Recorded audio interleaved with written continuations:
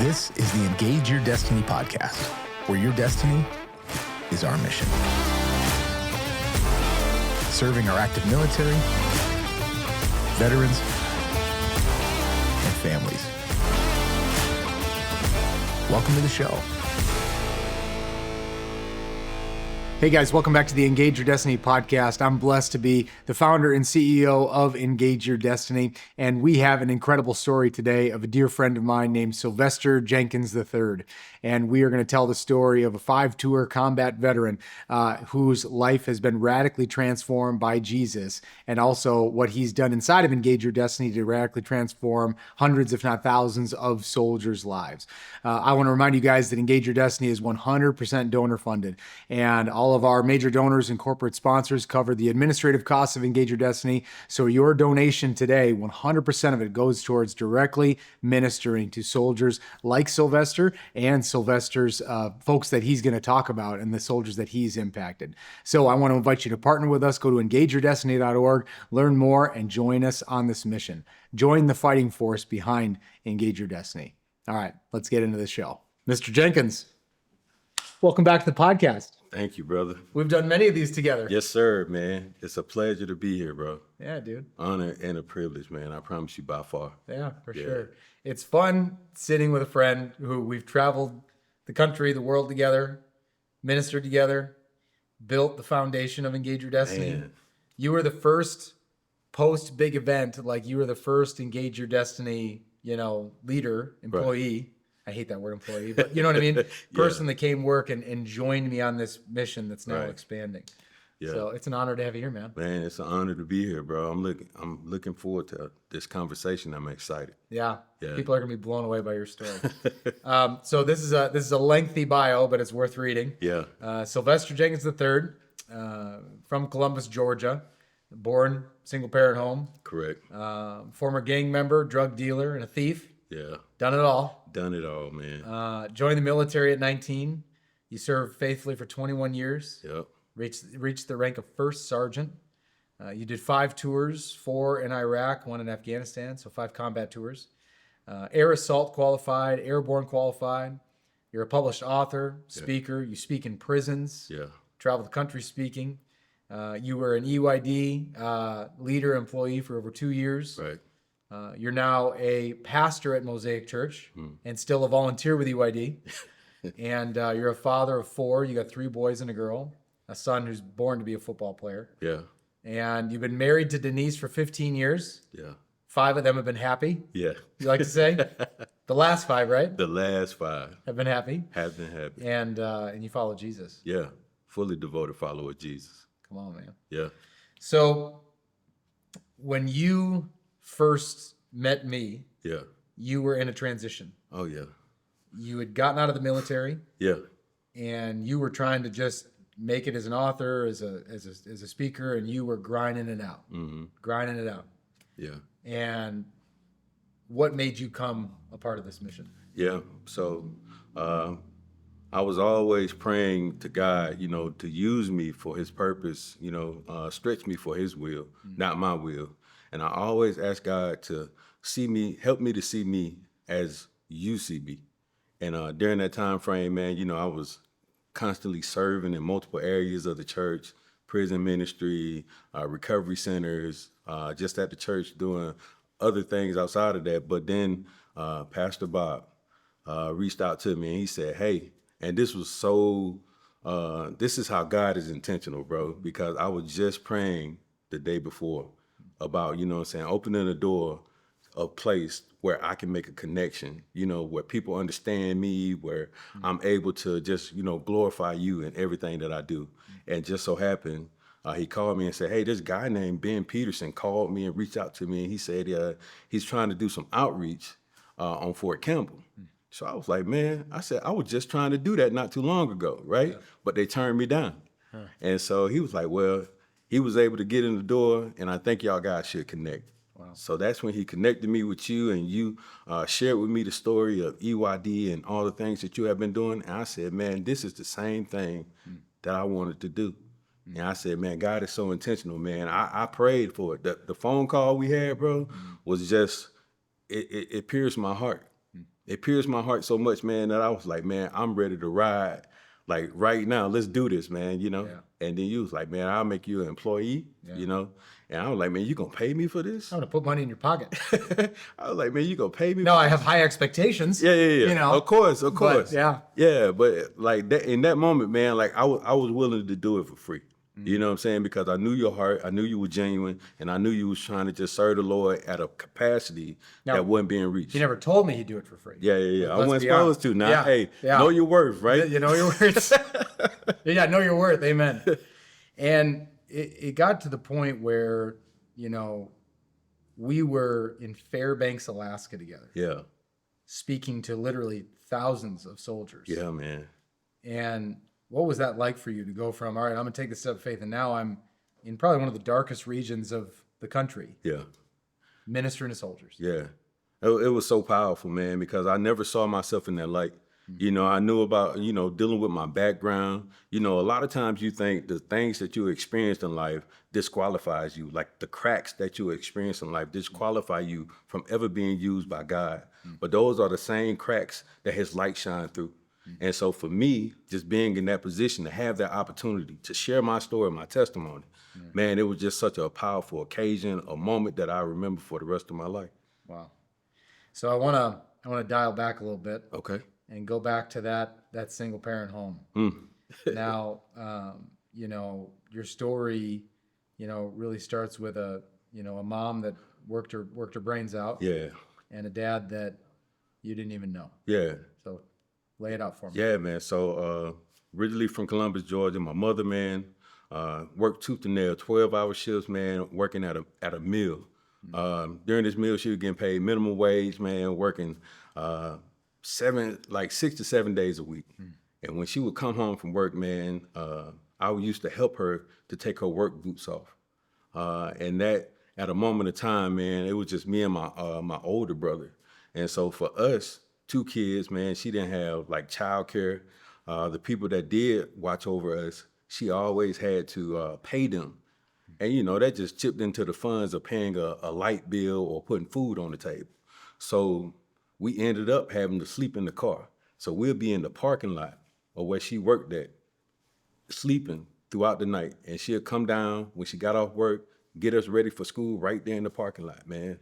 We'd be brushing our teeth in the parking lot, man. Like we literally lived in that parking lot. And this before any kind of technology, right? So we didn't have no tablets, cell phones, iPads and all that stuff. So we just had to make up games, man, in order to entertain ourselves as we slept through the night.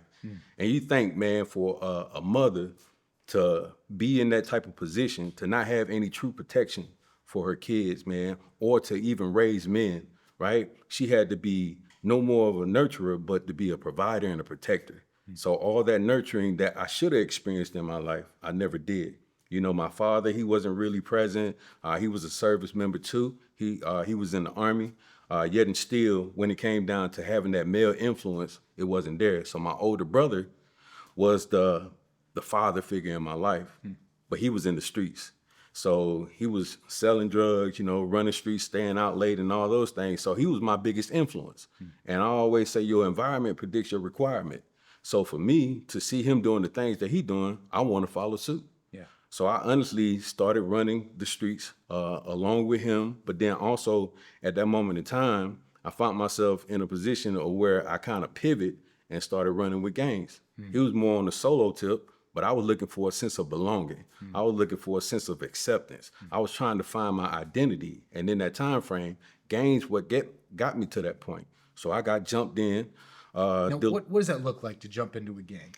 Yeah, so when you get jumped into a gang, man, so of course, the initiation process pretty much. Some do it differently across the board, but dealing with this gang right here, we got jumped in. So we got beat down pretty much. It's a group of guys, 3 or more, honestly, 3 or more, and they just beat you down, man. Like you got to fight. You got to fight for survival when it comes down to your right to being a part of that or a member of that gang. So they circle around you. Yep. How many guys? It's roughly 3 to 5. 3 to 5, and you're by yourself. Yep. And they are bare fists. Yep. And are they using anything else other than fists? No. It's just bare fists. So bare fists. Yep. And then, do you remember, how did it start? Did they just say, this is your initiation. Yeah. Yeah. And now you got to fight your way out. Yeah, pretty much they say, hey, if you want to be down, you know you got to go through the initiation. I had a friend of mine named Booby. He had got jumped in prior to me. So you knew. Yeah, I already knew what the expectation was. He had swole eye and everything, man. Yeah. So when he came to me and he was like, man, you going to go through the process? I was like, yeah, man, I'm ready to be initiated. So he was like, man, I'm going to just go ahead and give you, you know what I'm saying, like a strategy. He said, man, hey, as soon as you throw a punch and it don't hit nobody, just fall to the ground and ball up. And so that's exactly what happened. I threw a punch, it didn't hit nobody, so I just fell to the ground and balled up. And had they already started attacking you? Yeah. Or, okay. Yeah, So they're already coming at you, right? hitting you, and then your response is throw a punch. Yeah. Okay. Yeah, because you pretty much, you know, supposed to stand your ground. Yeah. You know, prove to them that you worthy to be accepted into this game. Yeah. And so I found myself at a position where like the fear kicked in and I just hit the ground and balled up. I did exactly what he said. And during that time frame, man, like I was getting kicked, stomped, the whole 9 yards, punched, and, you know, man, bruised and everything else, man. And they do this for, you know, roughly about 2 to 3 minutes. Sure. And so after they beat you down, they'll go ahead and pick you back up. You dust yourself off, and then they go ahead and show you love. What did that love look like? Hugging, dapping me up, you know, like you down now, you remember. It. Yeah. And even though you didn't keep fighting and you went into a ball, it still was good enough? Yeah, so it was just, I think it was a matter of the circumstances, like this person is willing to give whatever it takes in order to be a part of this. But it also maps out, you know what I'm saying, your role and position dealing with that gang as well, depending on how you defend yourself. So tell me more about that. Like, how does that work? Yeah, so say like there's a rank structure, just like the military dealing with gangs, right? So if you find yourself at a position where like you really are fighting back and you making a stance for yourself and you're starting to, you know, beat the people that they have around you, it can put you at a position where like, oh, we really need this guy to be this individual or that position or that person, right? You can probably put yourself at a position where you can even probably be like one of the overseers or the leaders of a certain section in the gang. So at that point in time, you know, I was just destined to be a corner boy, right? So I was mainly the ones, you know, out there running the streets, nickel and diming, selling drugs here and there, running errands. To say for the lead gang members. And how old are you at this point? At this point, I was 13. You're 13 years old. Yeah. You just got a beat down. And it's interesting that you had entered into your teenage years. Yeah. And you have no dad. No dad. You're searching. Yeah. For, what were you searching for? Yeah. In all actuality, overall, I was searching for identity. Yeah. I didn't know who I was. I didn't have a clue. I was also searching for love, acceptance, and belonging. Yeah. Yeah. And now you're on a corner and you're moving drugs, marijuana, cocaine. Yeah, it's marijuana. Weed, probably a little coke here and there, but nothing bigger than that. Yeah. And so you're doing that, you're running errands for these guys. And was there ever a point where they saw something in you, wanted to move you up the ranks? Like, you know, was there ever like a connection with some of these leaders of this gang? No, it was never no real connection. And if I found myself in a position where I wanted to move up in rank, it would cause for me to go through another beat down or a jump. Got it. So you had to go through a different initiation process. Yep. Wow. And you decided, I'm good where I am? Yeah. Yep. And how many years did you do that? I did it for roughly until I was about 15. Wow. Yeah. And what changed at 15? What changed was the fact that my little brother, my mother got pregnant by my stepfather, which we'll go deeper into that story as well, by my stepfather dealing with her being pregnant. I wanted to be an example for him. Yeah. I didn't want to be involved with something that could possibly cost him his life because I knew the influence that my brother had on me. And I just, you. Yeah. So I wanted to break the chains right there. Wow. So you were trying to break cycles even before you knew what it... Yeah, before I even knew what it was, man, I was already. And looking back at my life, you know, that's what I came to realize. So tell me about your stepdad and your mom. Yeah. Pregnant. So my stepdad, man, was a out of work alcoholic, man, very abusive, you know, and verbally abusive. He would get drunk, He would, pass out in the bathroom. He would find himself at a position where he was doing in and out jobs, man, nothing, sustainable. Yeah. My mother was still the overall provider for the family. She was working still again, that same level of tooth and nail, 12-hour shifts at a mill. Yeah. And so nothing ever really changed dealing with the dynamics of our homes. He wasn't a great influence or anything like that. But as I got older, you start to realize things about your parents. They battling their own demons. But for me at that time as a child, I couldn't comprehend that. So that was multiple times where I protected my mother. Whenever they got into arguments in the house, fussing, screaming, hollering, fighting, I would stand in. I was a little kid just trying to defend my mom, and I couldn't do it. I couldn't do it one bit. And so, for a long period of time for me, living in that type of environment, man, it was toxic. It was life-threatening. For me at that time, man, I was like, man, we need to get out of here. We don't need to be in this type of environment. Mom, why are you going through this? Why are you experiencing this? But again, you never know what your parents are going through to be in the position that they are.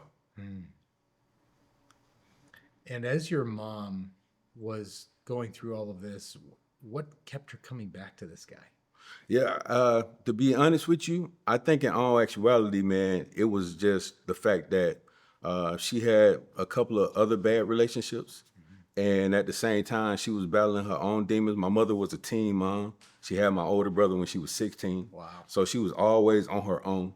And so for when she got with my father, that was an abusive marriage as well, physically abuse. So for her to get into this moment where she found another relationship, I think she just didn't want to fail. And then when she got pregnant with my little brother, it was like, okay, I just want to keep the family together. Why are these situations the way they are in impoverished areas in Black culture? Yeah. Why is it the way it is? Man, I'm telling you right now, it's the environment, man. I said the environment predicts your requirement, man. So if this all you see, this is all you go. If this all you see and this all you know, this all you're gonna do. Yeah. If you never get outside the walls of the poverty, you'll never see past the poverty. Yeah, because it's all about your mindset, man. And people just keep the cycle. The cycle just keep going. The cycle just keep going. And for me, I was grateful that my grandfather planted a seed that I didn't let go of. Which was what? If you want to be a man, join the Army. When did he tell you that? He told me that roughly about, I think, roughly about the time frame my mom was pregnant with my little brother, man. It was roughly about that 15, those time frame, man, when I was still trying to find my identity. Yeah. And one of the things, that any kid want to be is a man. Yeah. Right? We want to know what all it entails in order to be a man, how to be a man. And he told me, he's like, if you want to be a man, join the Army. Wow. And so that was a challenge within itself, man, because I failed multiple times in school. So I failed the 4th grade, the 6th grade, the 8th grade, the 10th grade summer school, and the 12th grade.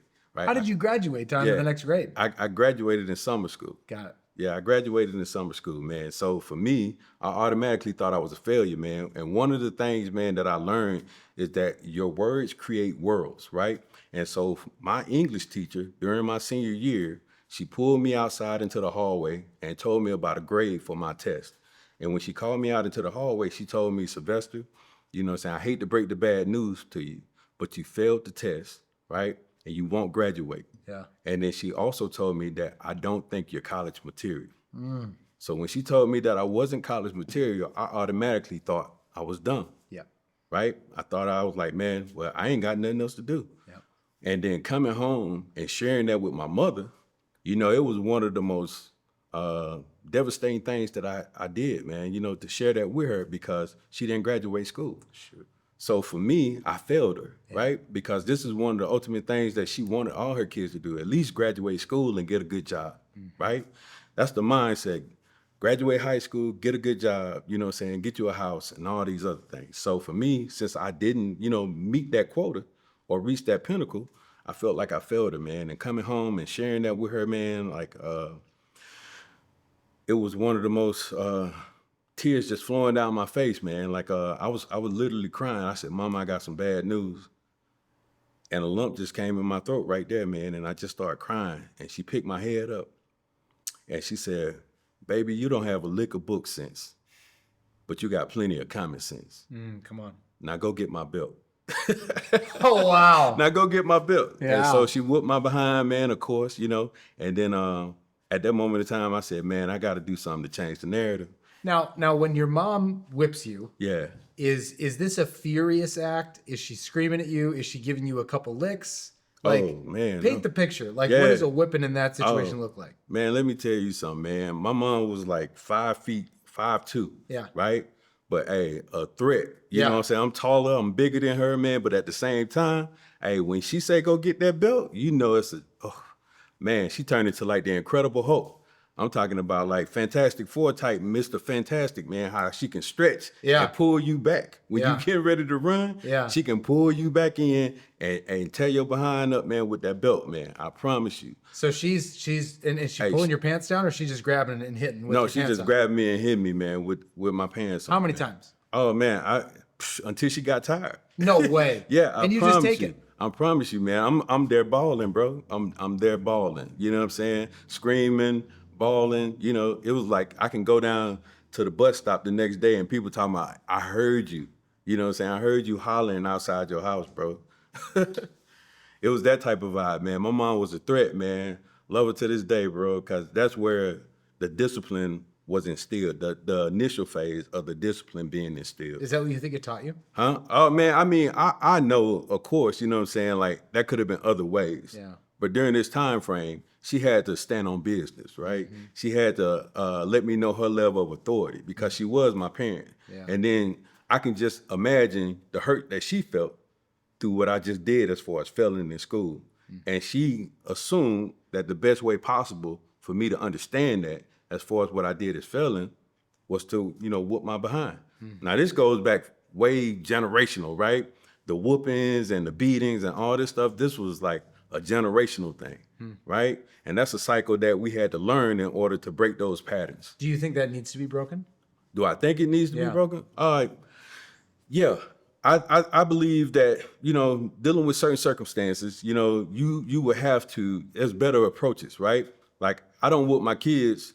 Like, nowadays, I don't whoop my kids, man. Before, when I initially became a parent, like my kids got two different parents. My older kids got a different parent. They got B, C, and AB. Yeah. So my younger kids, man, they don't get their behind whooped. It's just more of me really having a stern conversation. Yeah. It's more of me speaking with authority, but also teaching them a lesson, right? Because I think when kids are going through stages of life, they don't need, your aggression. They need your direction. And so a lot of times parents don't think about that. They just think about where their emotions are and they don't know how to control it. So they end up just forcing their aggression on kids instead of providing them with the sense of direction in order how to navigate those situations. So right now, your daughter's 6? 7. 7, okay. So getting a little older, right? But if you go back to like age, 2, 3, 4, 5, kind of that range. Yeah. Are you an advocate for spanking or no? No. You're not. No. Okay. Because they still trying to figure it out. That's all they trying to do. Kids, when they come into this world, they just trying to learn, and they just go by a lot of what they see. So if they see you doing something, they want to try it too. Of course, they're at a stage where they want to develop a level of independence, right? I want to be able to do this by myself. Yeah. This is how they really find who they are and what they are. Fascinating. Yeah. So going through all of that. Yeah. And then joining the military. Yeah. And what, obviously your father or your grandfather instilled something in you. Yeah. How did it actually manifest into joining? Yeah. So funny story dealing with that too. So after graduating high school, looked to join the military, join the Army. So I figured, this was my ticket in. But the only thing about that was I didn't want to join the Army because I had a bad taste in my mouth due to my father, right? He was an Army soldier. So I was like, man, I'm going to go in a different direction. So I said, I'm going to join the Navy.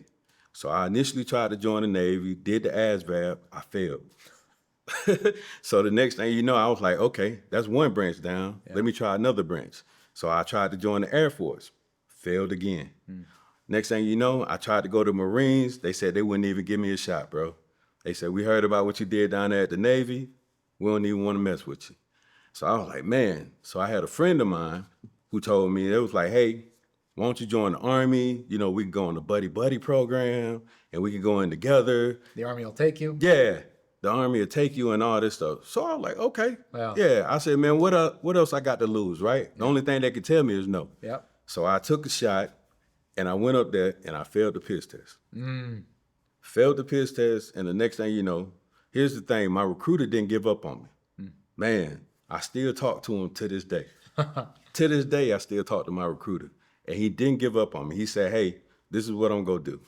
I'm going to give you an opportunity to get yourself cleaned up. Yep. And then we're going to come back and try this again. And so enough, you know what I'm saying, I was able to get in. And so I was like, man, because I told him, I said, man, I won't let you down. Yeah. And so next thing you know, I go back up there. He was able to get me in. And then I joined the military at 19.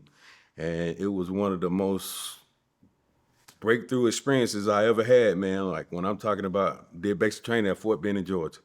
So of course, you know, infantry drill sergeants, they coming in, they going hard, you know, screaming and hollering. And I was like, man, what did I just get myself into? Yeah, this is a mess. Right? Yeah. I'm thinking twice about even going in this direction, man. Yeah. But it was something that was needed because it taught me structure. Yeah. It taught me discipline. But you never had structure in I your life. never had structure. Yeah. So it broke the boy in me so the man could live. Yeah, that's exactly what happened. It broke the boy in me so the man could live. So I'm fascinated between, you know, hard things, right? Right. And like there's hard things that bring trauma to your life that then ends up getting negative, but then there's hard things that create a positive, Yeah. you know? And it's like, you know, getting whoopings, going through beat downs, going through, you know, basic training in Fort Benning, Georgia, which, Yeah. you know, in 1999, 99. Yeah. was no joke, Yeah. right? You know, what's your perspective on how these challenges can form you, but not, because some people it breaks them. Yeah. Other people makes them stronger. Yeah. What do you think about that? Absolutely, man. I mean, like the Bible says it best, man, in James 1, 2 through 4. You know what I'm saying? Consider it pure joy. For the testing of your faith, what it does, it brings perseverance. Perseverance, you can look at a word as far as endurance, stamina, the will to keep going. Yeah. But it's during those times, man, of the breaking that you really have to get out of your comfort zone in order to grow. Yeah. Because if you stay in your comfort zone, it's your dead zone. You'll never grow from that. And so for me, that's what I always had, man. I always had a level of resilience. I always had that strength to keep going, only because I seen it firsthand due to my mom. Yeah. I done seen her fall down 8 times and fall down 7 times and get back up 8, right? So to see her continue to drive and push forward, man, I knew I had something to lose if I didn't make it. Yeah. Now, you know, and we're going to get a lot deeper into your story, but, you know, there's elements of great perseverance in your life, but that's also, these struggles caused a lot of heartache in your life. Yeah. Trauma, trauma. And a lot of self-inflicted. Yeah. So, so you get into the military. Yeah. And you had some big challenges. Yeah, man. So tell me about those moments. Yeah, man. So during my time in the military, roughly about the first 3 years was one of the most challenging years, man. I was a new soldier, Fort Bragg, North Carolina. Found myself indulging in drugs and alcohol, not even thinking about, you know, what I was actually doing while indulging in these things. But I just went back to the street life, man. You know, they always say you can take the man out the hood, but never the hood out the man. And so for me, I was still living that lifestyle. And so I was just so happened, I tested positive on the urinalysis, popped hot. And when I popped hot, man, I was a specialist promotable, getting ready to go to what they call now BLC. Yeah. Right? And while I was in there, I had just so happened to make the cut, made cutoff, was able to get in. And while I was in there, my sponsor, I had contacted him the night before and told him I need some things that I forgot. He come up there the next day and I was like, hey, did you bring the stuff that I need? And he was like, nah, I came to get you. And I was like, what you mean you came to get me? He's like, hey, you passed the test that you weren't supposed to. Oh, shoot. And so the next thing you know, they took me back. I went to go talk to the sergeant major and the colonel. And they said, hey, you tested hot for a urinalysis. I told them, you know, like it was contact smoke. Yeah. And so my colonel told me, man. So you lied. Yeah. My colonel told me, man, like you had to be in a phone booth with Cheech and Chong in order for this THC to be this high. So how often were you smoking weed? Every day. Every day. Every day. Didn't you know you were going to get... Every day. Didn't you know you were going to take piss test? I knew I was going to take piss tests the thing about it was a random thing, and I tried to, schedule my time frame of not taking it, not smoking during that time frame. And I was also taking niacin, which what's niacin? So niacin is supposed to be a medication that, gets rid of all the toxins dealing with Flush it out. Yeah, flush it out. So I was popping those pills, man, like a week prior to any piss test, because I was always getting the word when we was having it. Yeah. Yeah, and so just so happened, I was getting ready to go to NTC. And when I was getting ready to go to NTC, I was like, man, I ain't gonna get no piss test because I'm attached to another unit. Yeah. So I went out and smoked the night before I was getting ready to leave. And so my squad leader came knocking on my door. He was like, hey, man, you're not going to NTC no more, but you're also on this UA. So I was like, oh, snap. And so I was like, man, I was panicking. I was the last person to pee. So I was like, man, I said, man, I know this is it, man. So I went ahead on and peed in the cup. Yep. And I came back and I told like the guys that I had smoked with, I said, man, I'm caught. Yeah. And they was like, man, it's random, man. They only do like 10%. And I was like, nah, bro. I know it. I know it. What was it about smoking weed why'd you do it? What was it about it that did it for you? Yeah, man. So it was just a high, man. To look back at it now, it was no purpose in doing it. Yeah. It was just to fit in. Again, going back to that level of acceptance, that level of belonging. Because when you see all the other cats doing it, you just want to fit in with the crowd. Did you enjoy it? I did enjoy it during the time frame because, you laugh. Yeah. And laughter is the best medicine. It's giggly. It's giggly. Yeah. I'll watch, movies like, what was that? Talladega Nights. Talladega Nights was one. Old School was another. Oh, yeah. Will Ferrell, man, he was just hilarious, man. Yeah. So that was my go-to movies during that time frame of whenever I was getting high. Yeah. So then you piss hot. Yeah. And now you get demoted. Yeah, I get demoted, man. 45 days extra duty, 45 days restriction, and forfeiture pay of $650. A lot of money then. Yeah, and reduce the rank from specialist to PFC. Yeah, so during that time frame, man, I thought that was the most expensive blunt that I ever smoked. Yep, because it cost me my time and my money. And so while I'm on extra duty, doing everything up under the sun that Sergeant Major want me to do, I just contemplate, my life in general. And just so happened, 9/11 popped off. Yeah. And so when 9/11 popped off, it saved me. Because initially, they was going to work out a chapter dealing with my career. But overall, they had to do a stop loss. They needed you. They needed me. Yeah. And so because of 9/11, although, lives were lost and everything else, it saved my career. Yeah. Yep. What happened next? So the next thing was I got into an altercation with my platoon sergeant. Oh, boy. So just so happened, I was in this relationship, had this fiance at this time, still in Fort Bragg, North Carolina. How'd you meet her? High school. Okay. Met her in high school, man. Started dating. Just so happened she was initially talking to my brother. Yeah. But then all of a sudden she said, I didn't like your brother. I like you. Oh, boy. So, of course, I was like, man, okay, I'm all in. So we dated for roughly about 2 years until I went in. And then when I went in, she was with me through basic AIT. And then when I got to my duty station, but just so happened, this one time, I had just got out of the field, 30-day field problem. Call back home, check in on her, say, hey, how you doing? And then she was like, oh, she just sounds so awkward over the phone. So I was like, man, what's up? What's going on? And then she was like, did you talk to my mom? I said, man, I don't date your mom, I date you. And so the next thing you know, she was like, well, I'm pregnant and I don't think you the father. Oh, no. So I'm devastated, right? Because I just put a ring on it. And so the next thing you know, man, I get off the phone, I'm trembling, I'm shaking, heart racing and all these things, man. Just so happened the same day I was on CQ.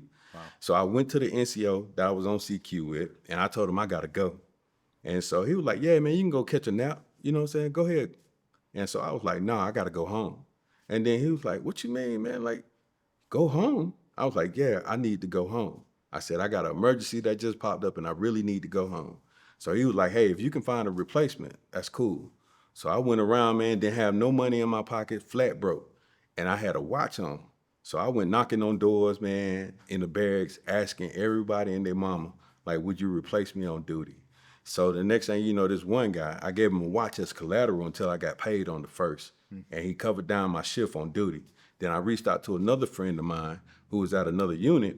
And I said, hey, man, like, do you got $40 you can spare so I can drive home? Yeah. And I told him what was going on, and he gave me the money. At this time, man, gas was like 98 cents. Totally. Yeah. Remember when it went over $1? Yeah. We're all losing our minds. Yeah. Definitely, man. But yeah, $40. I was driving home the whole time, bawling, crying. And then the next thing you know, I get down there, I go straight to her house. And when I go to her house, her mom answered the door. And then she was like, Sylvester, what you doing here? And I was like, I came to see her, where she at? And so she sent me to her bedroom. She said she's in the room. So when I go in the room, she's on the phone. And when I go in the room, she's on the phone, she's talking. And then she's like, oh, he's here. Oh, no. And she hangs up. Yeah.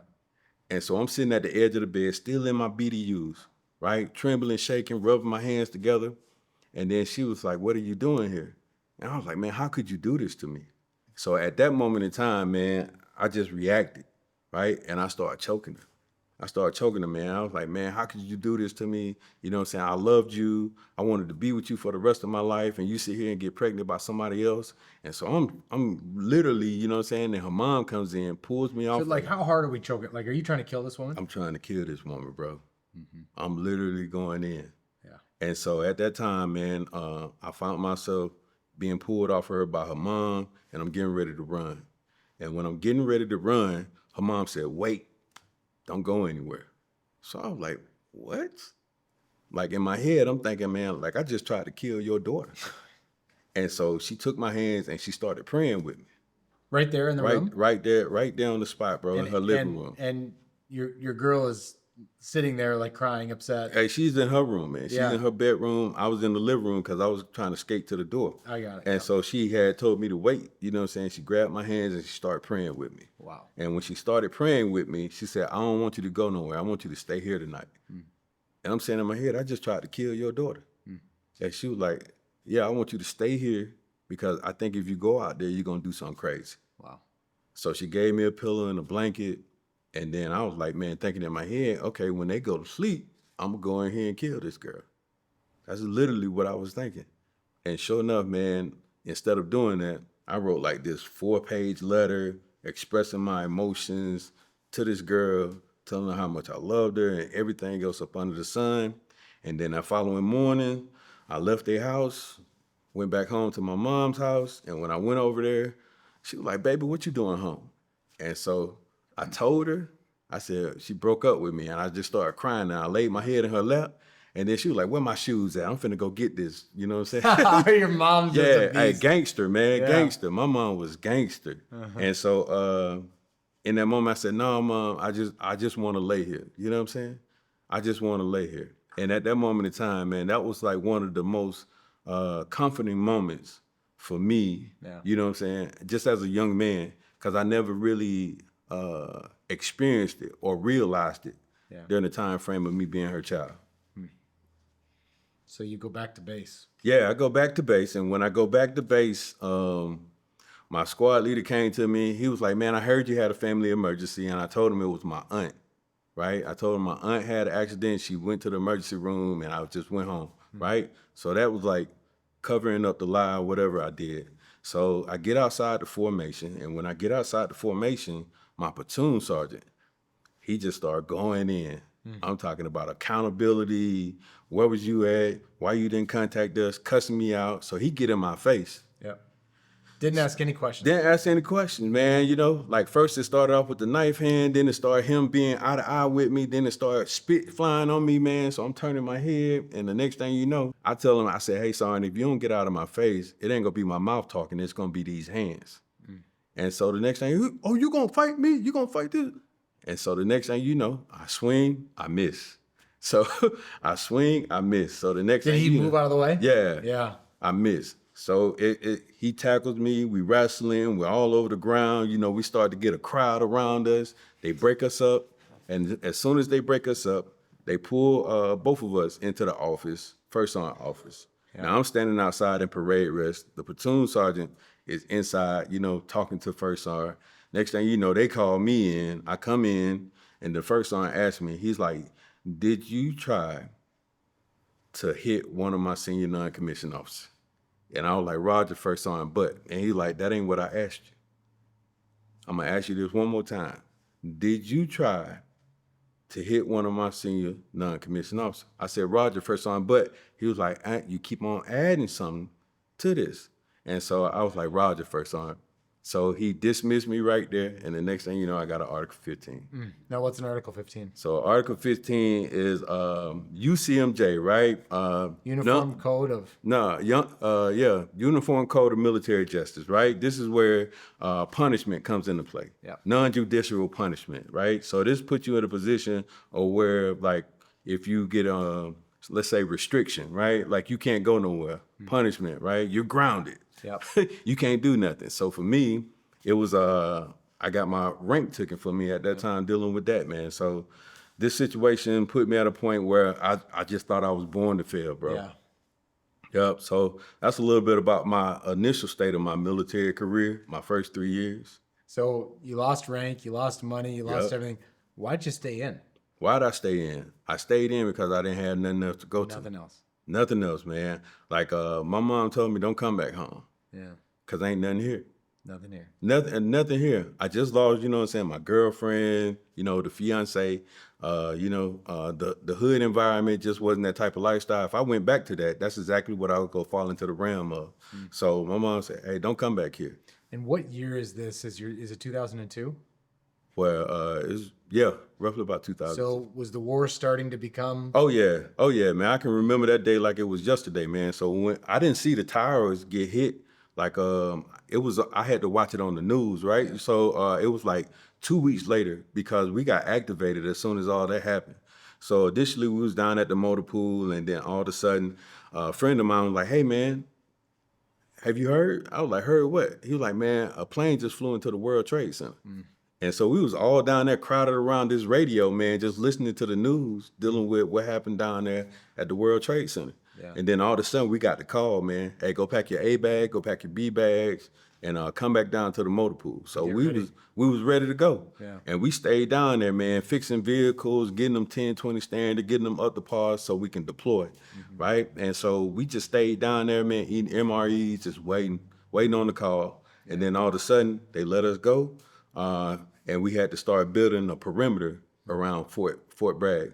And we set up concertina wires and started, out there with our weapons, doing challenging password, letting people into the gates, seeing their ID cards, and all those things, man, just protecting the base. You used to be able to just come onto a base. Yeah, you used to. Yeah. Yep. That changed everything. That changed everything. 9/11 changed everything, man. That's when the securities and perimeters and everything else came into play. So when did you first deploy to Iraq? So I first deployed to Iraq in 2002. Wow. Yeah, in 2002. First year that it started. Yeah. First year that it started, man, we jumped into the fight, man. And I can remember being out there on a convoy, and we had a vehicle break down during that convoy, man, and we was getting police escort, right? And so while they was changing the tire on this vehicle and we were pulling guard, one of the security guys, one of the cops, the Iraqi cops came up to us, and he like, "Saddam, him go boom, boom." And so we was like, "Hold on, man," you know what I'm saying? Like, we getting our piece ready. Yeah. And then the next thing you know, he was like, "No," he drew a line in the sand and said, "Saddam, him go boom, boom." And he walked over that line, letting us know that he was, you know what I'm saying, like allies with us, right? Like he was cool with us. Yeah. And so like we took a picture of us like standing there hand to hand with our fist up, you know what I'm saying, like in unity. Wow. Yeah. And what was that first year? I mean, where were you? Yeah, so initially we traveled from not Bagram, but to Tikrit, Iraq. Yes, I remember. Yeah, Tikrit, Iraq, man. We was out there, and we was doing convoy. This was before the up armor and all that things, man, because initially we had the Haji armor, but before then they was like, "Man, how did y'all even get here from Kuwait with this with, you know what I'm saying, with no armor on?" Like, God was on y'all side. They told us that. It was like, "Man, God was on y'all side. Y'all didn't get hit?" We was like, "Nah." And it was like, "Man," He was like, man, the roads was clear. Yeah, Like, you were just in Humvees. yeah. No armor like, hey, on no them. armor on and nothing, Driving. man. Driving. We was just gone, man. Like, we just hit the road, man. So we downloaded our vehicles, and as soon as we downloaded our vehicles, we started driving them to Crit. Wow. Yeah, and then the next thing you know, when we got there, it was like, man, y'all didn't get hit? We was like, nah. It was like, man, y'all ain't got no up armor? It was like, nah. And it was like, man, God had to be on y'all side. Wow. So were you into Crit for that first year? Yeah. Yep, man. And it sucked.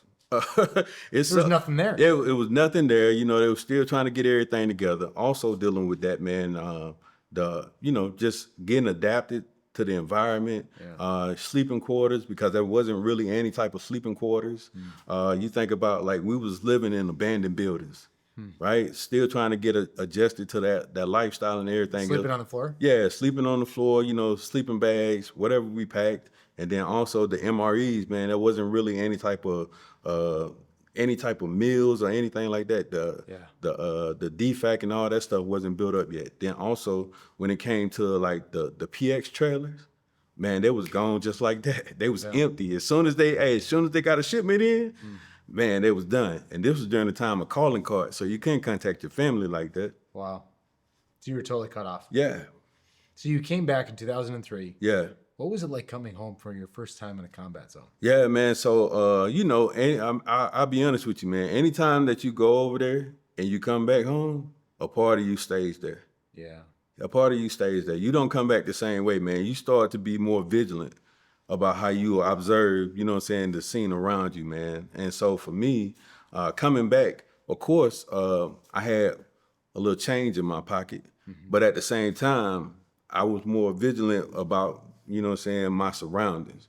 It had me looking over my shoulder more than I wanted to. And so just in that moment of time, even my family said something about you ain't right. You know what I'm saying? Like, you just don't act the same way you used to. It changed you. It changed me. Yeah. So, I mean, man, like that, that's every time you go, man. Like, you always gonna come back different from where you was at before. Wow. So you're back in the States. Yeah. Dating anyone? Yeah. So at this time, I started dating this is my first wife. I started dating my first wife. We met. She had just got assigned to the unit while we was deployed. And so when I come back, we started dating. And during the time of us dating, we found ourselves, just fall into the system of how the military work, up-tempo environment, so it speeds up our relationships, right? And so we just so happened to deploy again. Wow. We deploy this time. Did you deploy with your wife? Yeah. Wow. So we deployed together. We actually got married in Iraq.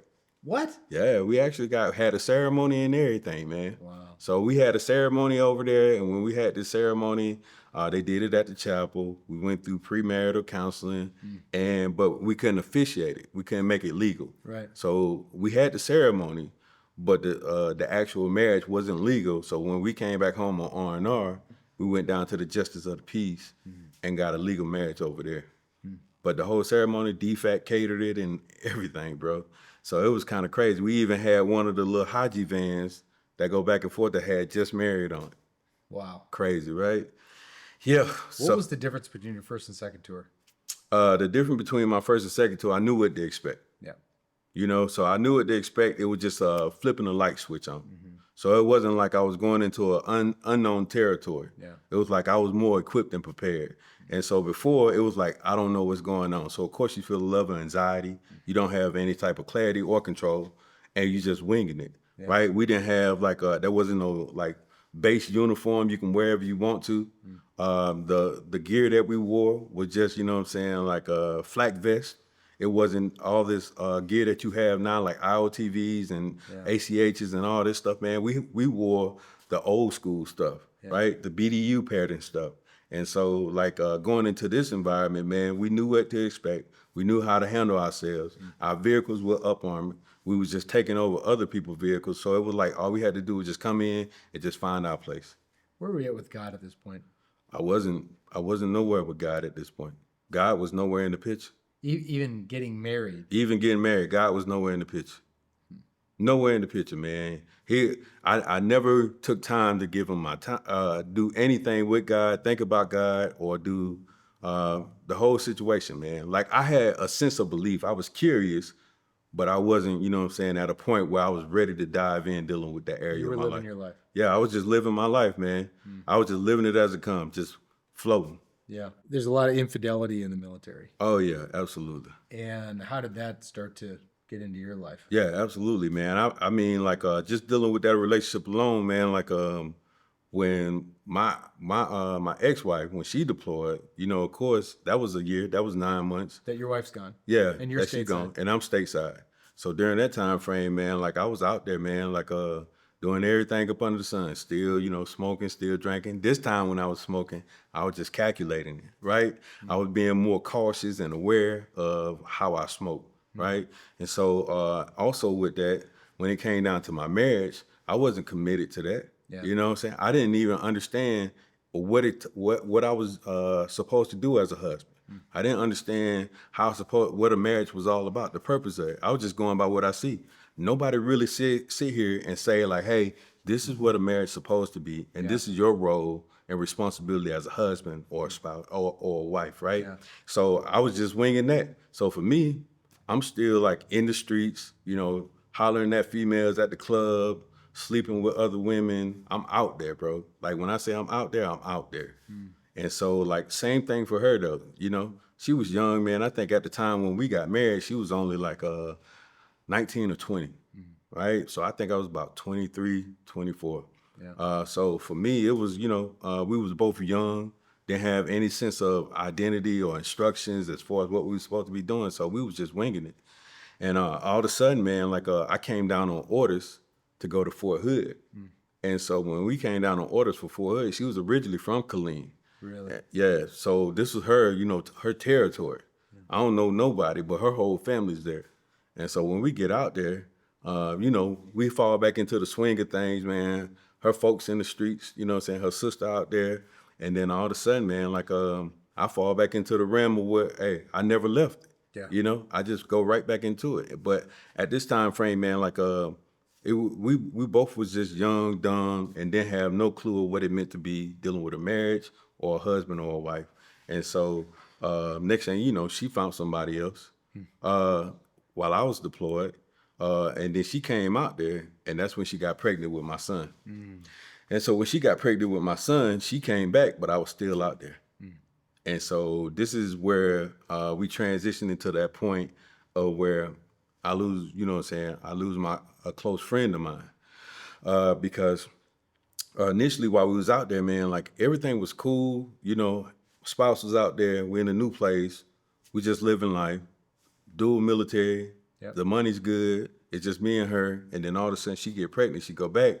I start to think, man, I got to shift my life because I'm finally finna get an opportunity that I always longed for, Yeah. to be a father, right? And so I was like, man, I got to get myself together because I want to be an example for my son that I never saw. And so, but you know, once you live a lifestyle for a certain period of time, man, it's hard to make that transition, right? We're creatures built on habits. Yeah. So I knew my habit was, you know, lust, alcohol, drugs, just living that lifestyle. And so for me, man, coming back and experiencing, well, let me rewind that. So for me being out there, man, like I ran into a close friend of mine, man. Close friend of mine, man, that, you know, I'll never forget, right? Ronnie Sanders. And me and him go back like 4 flats and 8-track, right? He was a big LSU fan. I was a Georgia fan, so we SSC, that connection, right? Yeah. But overall, man, great guy, great leader. Went above and beyond, fast tracking when it came down to his military career. And you can see him going far. Future Sergeant Major in my eyes. Yeah. And so next thing you know, man, when we see him out there, he was at the 82nd, still at Fort Bragg. They got extended, right? So they flew home and then had to fly right back out. Oh my gosh. Yeah, and had to fly right back out. So when they came back out, you know, ran into him at the DFAC, and we had a couple of conversations talking about linking up or whatever. But little did I know that would be the last time I saw him. Wow. Yeah, so he had a convoy that he was getting ready to go on. He was doing a right seat ride with the unit that he was taking over for. He was a platoon sergeant at this time. And so when they went out there, this their very first convoy out the gate. And he got hit by an IED. Wow. first convoy out the gate, bro. Like, it wasn't no like later on down the line in the deployment. It was like right then and there. And for that to happen, man, it was so devastating, man, because I was like, man, I just talked to him. It be moments like that, man, when you realize, man, how crucial it is, how life-threatening this environment truly is, because you can get complacent. Yeah. After you did it so many times, you can find yourself at a position of being complacent, man. And you ran into him when you were in Iraq. Yeah. And then he died like the next day. Yeah. Yeah, man. And so he died, his driver lived. And so, like, when we was at his memorial service, man, his memorial service, man, was when everything got real, right? Because you see the display, man, his picture, the boots. You see, you know what I'm saying, like all the people standing there getting ready to do the gun salute, and they do the roll call, bro. I lost it, man. Yeah. When they do that roll call, Yeah, it's brutal. it's brutal, bro. Like when they start calling out his name, and they call it out again, and they call it out again. It's brutal, man. It's real brutal, man. To this day, man, I still get a moment where I get choked up dealing with that situation because I don't feel like he deserved to lose his life, man. Nothing. The brother did not deserve to lose his life, man. He had so much potential to be so great in the military, man, and for that to happen. A family lost their husband. Yeah. His kids lost their father. And you think about it, man, like that could have been me. Yeah. And for what? Yeah. For what? What was achieved? Yeah. And that was one of those moments, man, where I still battle with to this day, dealing with that situation. But I always keep a memory alive, you know, just dealing with my bracelet. But overall, that was one of the most devastating moments, man, in my military career. Yeah. And then when I came back home, I ended up experiencing an acrimonious divorce, right? The wife was like, hey, I don't know how much longer I can do this. And I'm like, man, just hold on, man. I'm coming home. Yeah. I'll be back soon, right? So when you coming home? I was like, man, I can't tell you all that. And just so happened, we got extended an extra 3 months. So what was supposed to be 12 months ended up being 15. Such a long time. Yeah. And no time to, you know what I'm saying, digress from the situation of losing a friend. Yeah. No opportunity to really, you know, just process everything, the grieve, the mourn, none of that stuff, man. You got to just stuff it all in your rucksack and just carry on with the mission. Yeah. And so for me, dealing with all that and coming back home, I found myself at a position, man, to an empty house with nothing left in it. And when I found myself in this house, I found myself in a position where, like, man, I just lost everything. So your wife cleaned everything out? Everything, man. The furniture was gone, bro. She took everything, even my DVD collection, bro. I had a massive DVD collection, man. I'm talking about all the greats, man. Trilogies, the whole 9 yards. And she took all of it, man. She took all of it, bro. The furniture, the TV. Oh, man, I'm talking about, man. The only thing she didn't take was the food out the deep freezer. Wow. That was it. That was it. That was it, bro. I came back to a completely empty house. And so for me, man, walking into that house, man, seeing nothing, man, like I was already devastated from just all the things I experienced, but to come back home and that reality punch you in the face, man, that's a whole nother level, bro. And then I'm a staff sergeant at this time. So for me, I got soldiers up under my belt. So I'm thinking, like, how can I sit here and tell my soldiers to tighten up his shot group when I ain't even got nothing to show for it? Yeah. And so it tests me as a leader, man. It totally tests my train of thought, my process, my identity, my role and responsibility. Am I capable of doing this? All the doubts start going through my mind. Yeah. And so I'm sitting in my living room one day drinking Crown Royal because I thought that was the best thing for me. Yeah. I started popping pills. I'm on the Percocets, man, popping them like Tic Tacs. And then all of a sudden I'm smoking a cool cigarette. And I said, man, you know what? I'm better off dead than I am alive. Wow.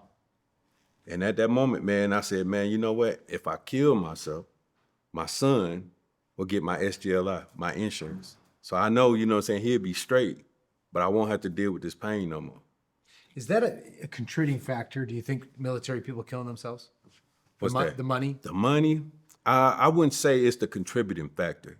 I think, you know, the contributing factor is that so many people come in with trauma, right? Already coming in with a rucksack full of trauma. And all the military do is just add on extra trauma, right? You think about all the things that you have to go through when you're going through basic training, the people screaming and hollering at you, the rounds going off in your head. You train as we fight, right? It's building that muscle memory. And then all of a sudden you think about what you experienced as a child, what you're going through in the military, not having that sense of freedom, not having that sense of autonomy. Now you got to deal with the structure. Yeah. It's changing your way of life. And some people just can't process that. Like at such a fast rate that the military wants you to, that it puts you into experiencing, trying to comfort yourself with other things, to numb the pain, the things that you experienced in your life. And that just puts you in a deep area where you just want to just end it all because you just want the pain to stop. So you were sitting there thinking of killing yourself? Yeah, absolutely. I was sitting there, just contemplating. So I went and got this gun that I had recently purchased. Man, what's so crazy, Walmart, man, don't ask you for no gun license in Texas. So I went and purchased a gun from Walmart, man, real quick. Sat there in my living room, man, contemplated everything of my life, where it all went wrong, how I was a failure from childhood, all the things I experienced in school, the whole 9 yards. It was a culminating event, right? Leading up to this moment, losing my friend, losing my marriage. I just thought I was a complete failure and that I was better off dead than I was alive. So in that moment, I said, man, you know what? I'm going to end it all because I'm not worth it. I'm not worth it. And at that moment, when I put that gun to my head and I put my finger in the trigger well, and all the tears just, what I'm saying, man, like I was weeping, bro. Like when I said I was weeping, you see how big I am? Yeah. Think about it, bro. Like I'm in the middle of my living room just weeping, bro. Just let it all go. Blubbering. Yeah. And then snot flying, you know what I'm saying? Like just like, I'm gonna do this. I'm gonna do this. You know what I'm saying? I can do this. And so I put that gun to my head, man, put that finger in the trigger, man. And then all of a sudden, man, I cried out, man. And when I cried out, I said, God, why me? Why did I have to experience this? Why did I have to go through this? Like all I was just trying to do was just be a good soldier. All I was just trying to do was be a good husband, a father. Why did I have to go through this? Why did I have to lose my friend? It was just so many things, man. I was just screaming out. And then all of a sudden, man, it just seemed like everything just got silent, man. You can hear a pin drop. And then I just heard the voice of God say, is this what you really want? And I said, no, I just want the pain to stop. And do you hear it in your head, your heart, your ears? Yeah, it's more in my head, man. It's just like, everything just got completely silent. But had you ever heard that before? I never heard it before in my life. You never felt God speaking to your mind? I never heard God speaking to my mind. I never heard God, doing anything with my heart. Like the whole time, I'm just running, bro. And I just felt in that moment when I cried out, because it's something I never did before. And how did you know it was God? Because I just never experienced or heard no voice like that before in my life. It was more of a confirmation. Yeah. This is not what you're supposed to do. Wow. And so for me, when I heard that voice, it was like put me in a position, man, where I was like, man, I just want the pain to stop. I just want to stop feeling like this. And I just heard like, give it all to me. Give it all to me and I'll give you rest. And I was like, man, like it was moments where you always have a sense of doubt. But to hear, specifically those things, just give it all to me and I'll give you rest. It put me in a position, man, where I dropped the gun and I just went into a moment of where I just wept, bro. I just literally wept, right? And I sat there and I thought about it. But when I picked my head up, at that moment, man, things seemed so clear, right? It seemed so clear. And I think at that point in time, the emotions of feeling, like a new beginning was starting to happen. But that can fade, right? It can fade, which it did. So at that moment in time, man, like I was still going through the motion. I considered myself to be a Christian, gave my life to Christ. And so at that moment in time, I started running the race for a bit. But you got to think of the lifestyle that I had lived for so long. Yeah. Now you want me to cut all this off? Yeah. You want me to stop doing this? Really? And live this life? I ain't ready for it. Yeah. Right? So I fell astray. I went back to the old. I said, I failed. You know what I'm saying? Again, I failed. Right? Because I thought when you become a Christian, you had to be perfect. And people don't know, you know what I'm saying? Like the destination is not perfection. It's just being a servant. Right? It's just believing in your heart. It's just, honoring God, man. Putting yourself at a position where you're always dying to yourself, choosing his way instead of your way. And I just wasn't ready for that. And so I ran that race, man, up until about 2016. 2016, man. At this time, I had got married again, came in with the excess baggage, me and Denise. We was a blended family. Yeah. So we was always going at each other's throat. We was fighting, scuffling. Man, You tell the story with, your kids where fear was how you governed your oh home, yeah, which is not how you do it now. no, With your two oldest, right. how bad did it get? Yeah. So I thought the best way possible to be a father for my kids during that time frame was to go with what helped me. And the military was the closest example I seen of what structure looked like. Yeah. And so, my drill sergeant played a major part in how I operated dealing with my lifestyle as far as a soldier. And it put me in a position where I thought this is the right thing to do. Yeah. So when it came down to my younger boys, it was like, man, hey, whatever they did, I didn't care, if they spilled some milk, Yeah. right? If they spilled some milk, if they came out of their room, like, you know what I'm saying? Like after I told them to go to bed, it was always some type of repercussion, Yeah. right? I was either whooping they behind or cussing them out every time, man. Like, and I believe I inflicted such a level of trauma on my boys. Like, it's a conversation that we have now, but during the time frame of them going through it, it was always a moment where I was inflicting aggression and anger, not love and not love and direction. And so for them, they interpreted the same way I interpreted as a child when I was getting beat. But for me, that's not love, man. I've learned that over time. But during the time of all that going on, I thought this was the right way to do, because I said I'm raising men, not boys. Yeah.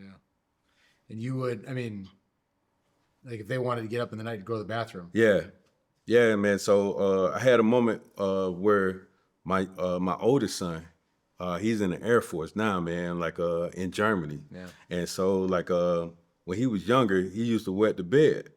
But the only reason why he really, would wet the bed, only because he was afraid to come out of his room at night, because he was afraid I would discipline. Wow. Because he was afraid that he would probably get whooped, right? Because I inflicted that level of fear. Yeah. And what type of parent inflicts a level of fear when the Bible said children are a gift from God? And so for me, I found myself at a state of where like I'm a cause to what they're dealing with. Yeah. I planted the seed of fear in my children. I'm continuing the cycle of what I said I didn't want to do. Yeah. What was the turning point of faith in your life? Oh man, the turning point of faith in my life came in, I want to say it came in 2019, honestly. Now, I rededicated my life in 2016 and started, getting back into the church and everything else. But I said I'm going all in 2019. And that was a point for me where I didn't have nothing to rely on but God. When I say nothing, I'm talking about, man, he gave me just enough to get through it as far as paying my bills, just enough strength to wake up in the morning, just enough energy to just have a conversation and be there and present for my kids. He gave me just enough. Yeah. And sometimes when you're going through the storm, he ain't gonna pull you out of the storm. Yeah. He's gonna give you just enough strength to get through it. Yep, and that's what he did. So when he did that, because I didn't worry about anything, man. It just so happened that whenever I found myself in major circumstances of possibly losing something, my house was under foreclosure, my car was getting ready to be repoed, God made a way. And why were finances so hard? You were making good money in the Army. Yeah, so this is at a point when I was retiring, right? So in the point that I was retiring, the next year, pandemic struck. Yeah. So when the pandemic struck, I was making that transition from the military. So all my pay stopped. So I was just getting a retirement check. They were still trying to figure out everything that was going on in the world. So my disability hadn't started. So I was only making $2,500 a month. And you got to think, I got a wife and 4 kids. Hey guys, thank you so much for being a part of the Engage Your Destiny family and listening to the podcast. I want to share with you an exciting new development as God has opened the doors for us to launch our program at Fort Carson, Colorado this summer. Fort Carson, Colorado is the home of the 4th Infantry Division and the 10th Special Forces Group. These are some of the most elite warriors in the world. So we are expanding our program and we need your help. Just for $44 a month, you can support a soldier, feeding them, loving on them, getting the material support, giving them the opportunity to go to Engage Your Destiny retreats and events to bring healing into their life and transformation to their faith. So I want to invite you into this, to join the team and to join the fight as we are expanding our program. And we need to remember that those who are willing to die for their country deserve an opportunity to know the God who died for them. So join us in this and let's advance this ministry together. And as a 21-year first sergeant, that's your pension? Yeah. $2,100. I mean, man, it could be more if I had didn't take the Redux. But I chose to take the Redux, you know what I'm saying, which is like when you hit 15 years, they'll give you like $15,000. Okay. It's not the right thing to do. So anybody watching this right now, don't do it. So instead of getting 50% of my retirement, man, I end up getting, I think it was like 35. Ouch. Yeah, 35%. Why even offer that? Yeah. So I mean, man, it's a hustle, man. It's how they get down. So I don't knock it. You know what I'm saying? I just fell baked to it, right? Yeah. And didn't know how to, manage funds at that time. So of course, I just blew it. Yeah. But overall, as time moves along, my pension increases. Yeah. So it doesn't just stop or cap out at 35%. It increases as years move along. So I get back up to that 50%. Yeah. I think next year, matter of fact. Okay. So it'll pan out. So I ain't concerned about, I'm definitely not concerned about that now. Yeah. But during the time of when I was in the fire, bro, like, my mortgage, man, it was like, I think my mortgage was like $1,500. Jeez. My mortgage was like $1,500. We had 2 cars. Yeah. So that was, over $1,500 right there. And food on the table. Man, I took a picture of me and my wife eating a peanut butter and jelly sandwiches because this is what we was living off of during the time frame of going through this whole spill. Wow. And so for me, I couldn't get no job because the world pretty much shut down. Yeah. Right. So every job that I tried to do, I did multiple online, like interviews for Enterprise, Amazon, all these locations, man, big time, Walmart, the whole 9 yards, because I was like, man, I could become an asset in these areas because I know the mission. Yeah. Right. I'm a military veteran. They know I can be an operations manager or whatever it might be. Right. So I'm just trying to stay afloat. And all of a sudden, man, this is what occurred. So I had an opportunity where I was just journaling, right? Because I was doing like online therapy sessions, right? Behavioral health. And in that moment, when I was just journaling, I let Denise read it. I let my wife read it. And when she read it, she was like, you should turn this into a book. And so I was like, man, brothers don't write books. You know what I'm saying? I'm from the hood, man. Yeah. Brothers don't write books. She was like, no, I'm telling you, somebody need this. She was like, you really need to put this in a book. And so I wrote my first book, which is A Quick Cure to Successful Leadership, which I didn't think nothing of it. I said, man, I'm going to just throw it out there, see where it lands, right? Yeah. And so the next thing you know, I got offered opportunity to be on podcasts, and then that's where the opportunity of speaking came into play. Yeah. Somebody said, man, hey, they would pay you to come speak to people about your story. Yeah. And I was like, whatever. Yeah. And so I started doing it. But I also started, watching the great. I started watching film like an NFL football player. Yeah. How do they do it?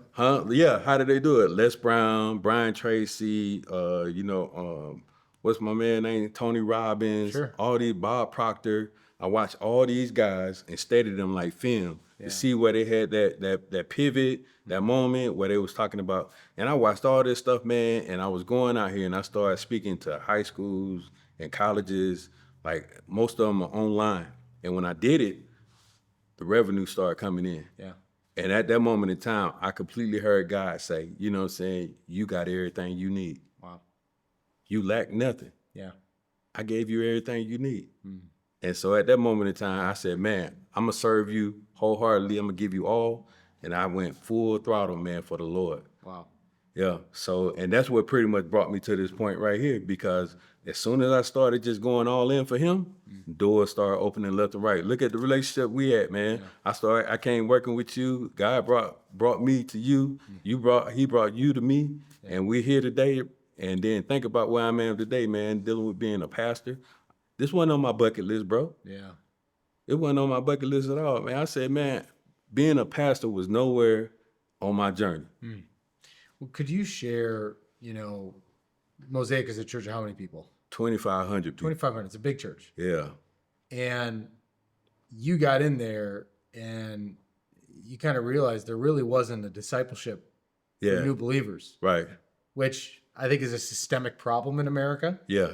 Just focused on Sundays and all this kind of stuff. Yeah. So take me through, how did you see that? And then what did you do about it? Yeah, absolutely. So when I initially came on board to Mosaic Church, they was kind of starting a program up, dealing with that. But it was just, the order, it was out of order. Okay. Right? So I was asking when I came on board, like, since I am the group's pastor, I said, hey, man, like in Matthew 28, right? Because I also do baptism. I said, in Matthew 28, it says, baptize them in the name of the Father, Son, and Holy Spirit, and then teach them to obey my commands. I said, are we teaching them after they get baptized? They said, that's a great question.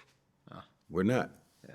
And so when they said that, that's when, sparked the whole thing about discipleship. Yeah. Because that's what we're called to do. That's our mission, right? He said, make disciples of all nations. So for me, at that moment in time, I seen a void. And it also answered the call while I was here. So I was like, man, this it right here. I'm here to fill the gap in their discipleship. Wow. And initially, my title was the group's pastor. Yeah. But since then, coming on board and creating this and doing all these things, it changed to the discipleship pastor. Wow. So now you're teaching classes every week. Yeah. I mean, tell me what you're doing now. Yeah, so I'm teaching classes called Following Jesus. Yeah. Right? It's a 7-week discipleship class where we just go through the motions, explaining about baptism, salvation, saying like, what's your role and responsibility as a new believer in Christ? And, just talking about Jesus itself. Because I always say, how can you follow somebody that you don't know? Yeah. You gave your life to Christ. You said he was your savior. Now it's time for you to make him your Lord. Yeah. And a lot of Christians don't do that. All they see is that I'm a Christian. I gave my life to Christ. Well, Jesus called you a disciple. Yeah. He said, like, if you love me, you obey my commands. Right? And he commanded us to do roughly about 3 things. Love God, love people, make disciples. Wow. Right? So if people don't know, they inevitably abuse what they don't understand. Yeah. Tell me, as we kind of bring this to a close, what impact did Engage Your Destiny have on your life personally? Man, it had a huge impact on my life, bro. I am forever grateful for, you just taking the opportunity on me when it came to working alongside you. I've learned so much from you just as a man of God, and then just your how you carry yourself and the things that you do. But then also with the program itself, man, it's so vital as far as what Engage Your Destiny is doing, man, that it needs to be known across the globe. When I'm talking about all military branches, I'm talking about all, because we both know that soldiers have 7 times less likely to contemplate suicide when they have a spiritual foundation. Yeah. And I believe Engage Your Destiny can fill that void in multiple ways than one. And I'm just grateful to have been a part of that ride whenever you was getting this back started. Yeah. What did you see happening in soldiers' lives when you were full time on the ground? Man, it was life changing for multiple soldiers, man. Life changing for multiple soldiers, man. The testimonies that we was hearing, the connections that we was making, soldiers felt seen. They didn't just feel just seen though. They felt known. Like I'm a part of something. Like I'm created for more, right? Because before, they just go along their day. They wear the same uniform as everybody else. They blend in with everybody. Yeah. And we had an opportunity to blend in with everybody, but impact everybody. Mm-hmm. And so for us to have that opportunity, man, to speak the name of God, to bring soldiers to Christ was a very extremely impactful, not only for me, but them as well, man. Because so many soldiers, they didn't know. They was curious. But by our impact, they became not only curious, but they became convinced and committed. What do you think if Engage Your Destiny would have been doing what it's doing now when you were younger, bro, and you were curious? Yeah. What would that have? Life changer, man. Yeah. I say again, life changer, man, because it's a transformation, right? Transformation. I believe that Engage Your Destiny exposed so many things dealing with soldiers' lives, right? They had put like a rug over it. when it came down to their trauma, their experiences, but to be able to share with them how God can restore you wherever you are.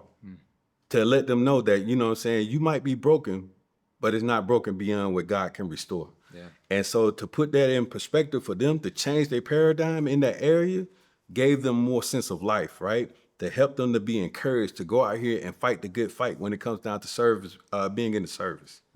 Yeah. So it's very impactful, man, extremely impactful. I think it's a huge thing, man. I love everything about it. Amazing. As you look into this next chapter of your life, Yeah. what are you dreaming about? What I'm dreaming about, man, in all actuality, man, everything up under the sun, man. Like as far as dealing with my life, I am perfectly fine where I'm at. Yeah. As far as being the discipleship pastor, I have had people prophesied over me and say what my next chapter is as far as starting a church, but we'll see where God takes me when that time comes. But right now, it's just doing the work of the Lord, just be a servant to Him. Yeah. Yeah. Amen. I want to close and I want to pray for you. And I want to thank you for being a part of this, man. Yeah, absolutely, man. I thank you for allowing me to be a part of it. Yeah, dude. Yes. Father, thank you for my friend Sylvester. I pray, God, that you would just bless him and give him the desires of your heart, Lord. I pray, God, for you to take him where you want him. And God, I just thank you that you are always a step ahead of him, guiding him. And Lord, anoint him for the next chapter that you have. God, I pray that you would use him to build up leaders that can replace him so that he can continue to build and grow exactly what you've called him to build and grow. And Father, I pray for your faithfulness over his life in Jesus' name. Amen. Amen. Appreciate you, bro. Thanks, dude. Yeah.